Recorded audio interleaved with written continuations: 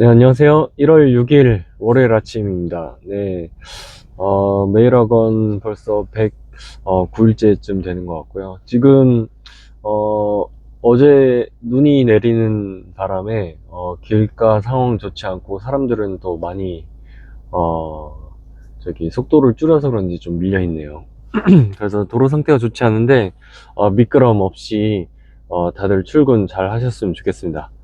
네, 이번 주에 월요일인 걸 감안해 보니까 저희가 지금 2025년의 첫 월요일을 맞이한 것 같아요. 그래서 이 월요일은 또 시작을 알리는 첫, 어, 시작인데, 이 부분을 생각해 보다 보니까, 제가 주 단위로, 쓰는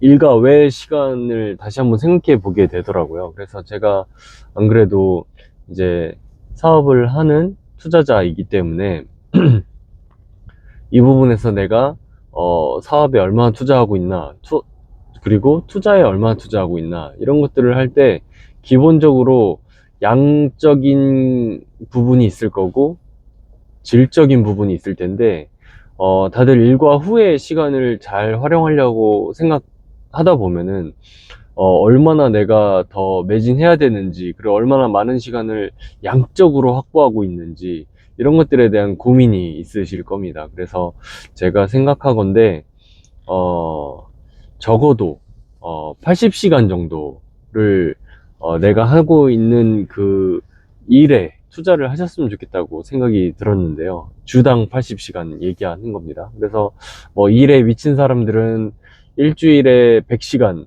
투자한다고 하죠. 그러니까 일론 머스크 같은 경우에 일 뭐 일 워커홀릭이라고 해서 100시간을 일한다고 합니다. 근데 100시간을 여러분들이 정말 생각해 보면은 정말 먹고 자는 거 시간 외에는 모든 시간을 그 시간을 쓴다고 볼 수 있어요. 왜냐면 음, 하루에 15시간, 그러니까 자는 시간 빼고 15시간으로 계산해도 15시간 곱하기, 어, 7, 주 7일 하면은 15시간 곱하기 7이니까, 105시간이 되거든요. 15 곱하기 7 해서 105시간인데, 그러니까 밥 먹는 시간 빼고 15시간을 일하게 되면은 하루에 15시간을 일만 하게 되면 그렇게 될 거예요. 근데, 저 같은, N잡을 갖고 있거나 아니면 또는 투자까지 곁들여서 하고 있다. 이렇게 하시는 분들은 사실, 그 100시간이라는 것을 나눠서 써야 되기 때문에 그 부분에 대해서 100시간 온전히 하나를 집중하는 거하고는 조금 다른 양상이 나타나게 될 거예요. 그래서, 물론 초반에 시작을 하려고 할 때에는 투자든 엔잡 사업이든 뭔가 집중하고 그걸 키워나가려고 하는 그런 단계에서는 100시간을 100시간을 쓰는 게 좋다고 생각합니다. 그러나 우리 같이 직장인으로서 무언가 새로운 시도를 해보려고 할 때 요거는 다른 양상을 띱니다. 그래서 직장에서 보내는 시간은 그 별도로 그 시간마저 침해하면서 뭔가를 하려고 한다기보다는 뭐 점심시간을 빼서 뭐 독서를 한다든지 뭐 이런 것들은 가능하겠지만 그런 걸 제외하고서는 9 to 6와 그 통근에 필요한 뭐 8시부터 9시, 8시부터 18시까지 이런 식으로 그 근무 시간은 아예 별도로 빼놓는 게 좋다고 생각합니다. 왜냐하면 그 일이 잘 되어야 이래서 뭐 권고사직이나 이런 것들 당하지 않도록 내 밥값 잘 해가면서 그 근무 시간 일하고 그리고 일과 후 시간, 일과 전 시간들을 여러분들을 위한 뭐 사업이나 또는 투자에 대한 생각을 또 해나갈 수 있는 거거든요.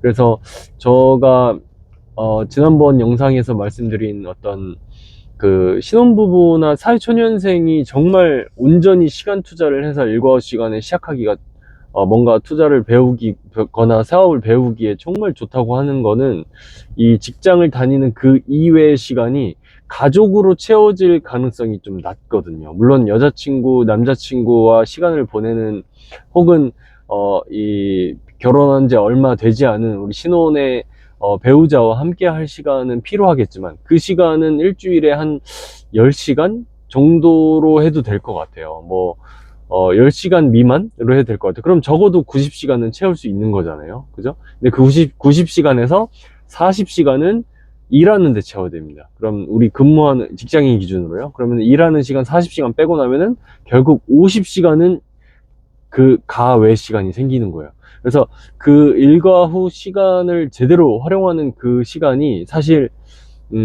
신혼부부나 아니면 또는 이 여자친구, 남친구인 그 사회초년생이라든지 뭐 이런 시기를 제외하고서는 가족이라는 게 생겨버려요. 그러니까 그게 뭐 생겨버린다고 이렇게 표현을 했지만 그 일이 뭐 인생의 나쁜 쪽으로 가기 때문에 제가 이런 표현을 하는 건 아니고, 절대적인 시간의 양 자체는 줄어들 수 있어요.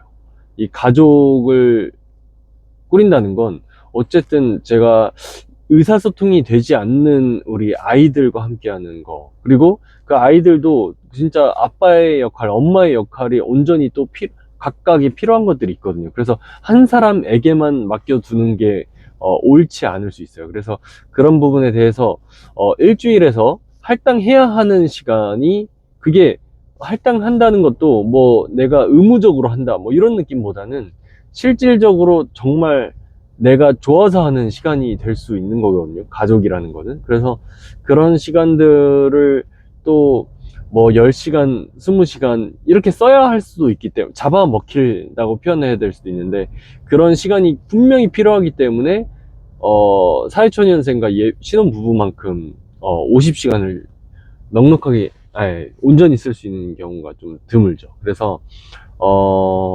결국에는 이런 시간들을 확보를 하는 거를 먼저 중점적으로 여러분들이 생각을 해보시는 게 좋을 것 같아요. 라이프 사이클에서 이 일과 후 시간을 쪼개고 모으고 모아서 50시간 정도를 만들 수 있는지. 근데 아마 유부남, 유부녀라면, 그리고 특히 그 아이가 있다면 50시간 만들기조차 쉽지 않을 겁니다. 정말 잠을 줄여야 되는 상황이 될 텐데, 잠 줄이는 거는 그때 잠깐은 그럴 수 있는데 장기적으로 가져가기엔 좀 어려운 일이에요. 저도 예전에는 뭐 4시간 뭐 자기도 하고 일이 있을 때는 뭐 그렇게 했었지만, 요새 같은 경우에는 5시간에서 6시간은 자려고 노력합니다. 그래서 그런 부분에 같은 경우에는 좀 지속 가능한 그런 상황을 만드는 게 더 중요할 것 같다. 효율을 중요시해야 되는 때가 되는 거죠. 그러나 효율을 따지기 전에 일단 시간 확보부터 여러분들이 한번 신경 써보면 좋겠다는 뜻으로 제가 이렇게 이야기 드리는 겁니다. 저 같은 경우에는 새벽에 일어나서 뭐 3시간, 그 다음에 퇴근하고 나서 1시간, 그 다음에 아이 하원하면 그때부터 가족 시간 보내다가 아이 재우고 나서 1시간. 근데 이 아이 재우고 나서 1시간이 계획은 세웠는데 실질적으로 하기가 좀 어려워요. 그래서 지금 저 같은 경우에 50시간이 아니라 한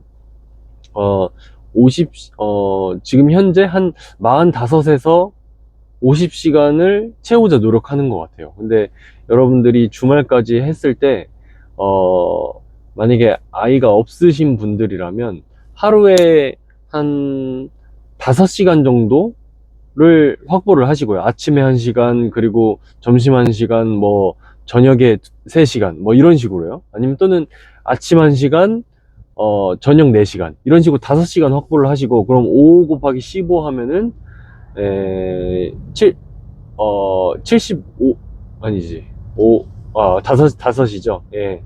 35시간이 나오죠. 예. 그렇게 되면 35시간, 아니 35지 아니죠. 그 25 25시간 나오죠. 25시간 중에서 여기에다가 플러스 해줄 주말 시간을 더합니다. 주말에 여러분들이 온전히 집중할 수 있는 시간이거든요.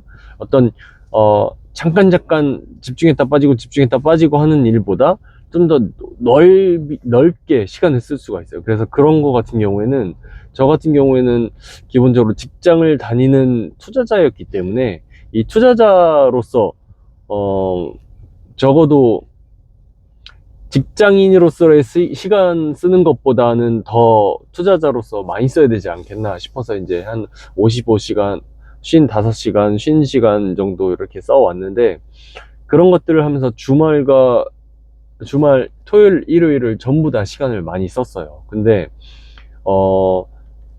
유부남, 유부녀들, 혹은 아니면 아이들이 있는 경우에는 주말에 하루 정도를, 15시간을 쓰는 게 아니라, 한 5시간 정도를 확보하는 게 좋을 것 같아요. 그러면 저 같은 경우에는, 25시간 했죠. 25시간에다가 토요일 날 15시간을 더하고, 그 다음에 그럼 40시간이죠. 거기에다가 일요일 날 한 5시간 정도를 더하는 거예요. 그럼 일요일 날 5시간을 뺀 나머지 시간은 아이와 그리고 우리 가족, 배우자와 함께 시간을 보내는 게 좋겠죠. 그래서 그런 식으로 짜서 여러분들이, 만약에 아이가 있다 하더라도 45시간, 40시간 정도.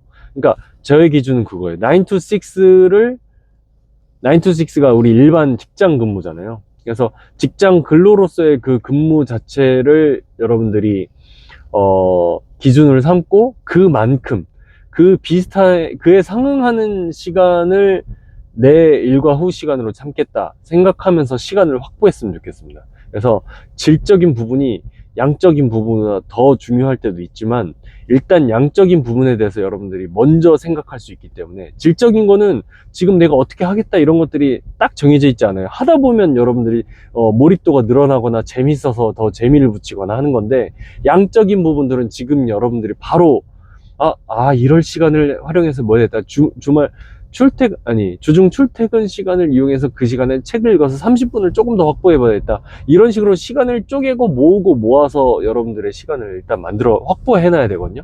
그래서 그 시간을 제가 권장드리는 거는, 미혼 기준에는 제가 생각했을 때 한 50시간 정도 되면 좋겠고, 저 같은 유부남에다가 아이가 있는 경우에는 40시간 정도, 적어도 우리 직장인 으로서 일하는 9 to 6 그 시간만큼 확보했으면 좋겠다. 그래서 80시간을 통합해서 일을 한다. 저 같은 경우에는 제 근로 시간에도 제 관련된 사업을 한다고 생각하기 때문에, 그 40시간은 해당되는 그 유통 사업을 하고, 그 다음에 나머지 40시간을 쪼개서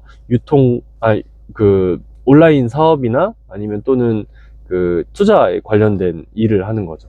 그래서 그런 식으로 여러분들이 양적인 접근을 먼저 통해서 한번 시간을 어떻게 하면 확보를 할 수 있을까, 이걸 고민하고, 그 다음에 그 부분을 질을 챙겨서 더 효율성을 높이는 쪽으로 나아가면 좋겠다고 생각해 봤습니다. 네.